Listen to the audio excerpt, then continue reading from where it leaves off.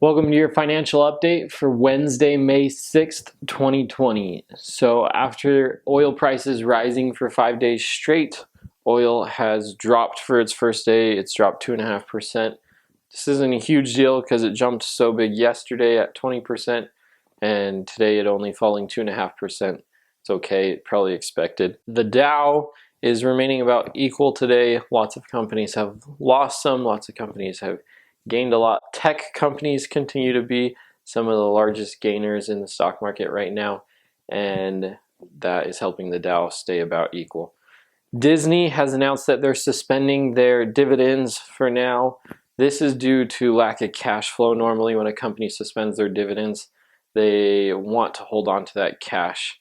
And obviously right now that's an important thing for companies to have, where Disney has shut down some of their biggest revenue takers, their parks, theme parks, and they aren't able to gain revenue there.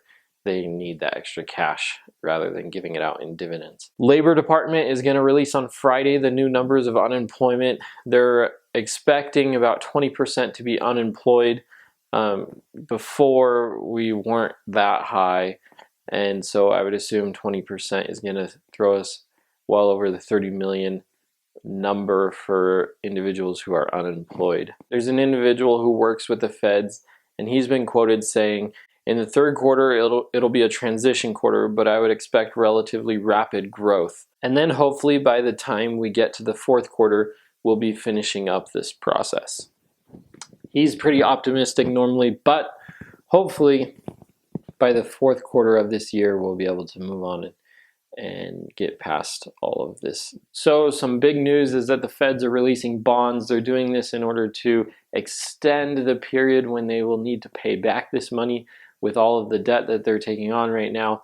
This is a way to put off debt till later. So later this month, they're going to release $42 billion in 3-year bonds, $32 billion in 10-year bonds, and $22 billion in 30-year bonds. Later today, I'll be releasing a video talking more about how bonds work and why the feds release bonds, why they buy bonds back, and all of that good stuff. So previously, Tyson Foods had shut down some of their meat processing plants because 60% of their employees had tested positive for the virus. Currently, Tyson Foods is reopening some of those plants just at a smaller capacity, so they won't have as many people in there working. Some great news is that mortgage applications for new homes to be purchased is up to 7% this last week. That's fantastic news, meaning more people are going out and buying new homes. Refinances are actually lower than last week, but they're still ridiculously high compared to this time in 2019. So they're up like 200% from May of 2019, which is crazy, but not unexpected with how low interest rates are right now. General Motors recently finished their first quarter, and they're showing $294 million of profit. This is about double what was expected by analysts, but it's still only half of what they made in their first quarter of 2019. So they did get hit pretty hard, but not as bad as what some people had thought. So that's great news, and it's a good way to end the financial update for today. I will see you again tomorrow for another financial update, and take care.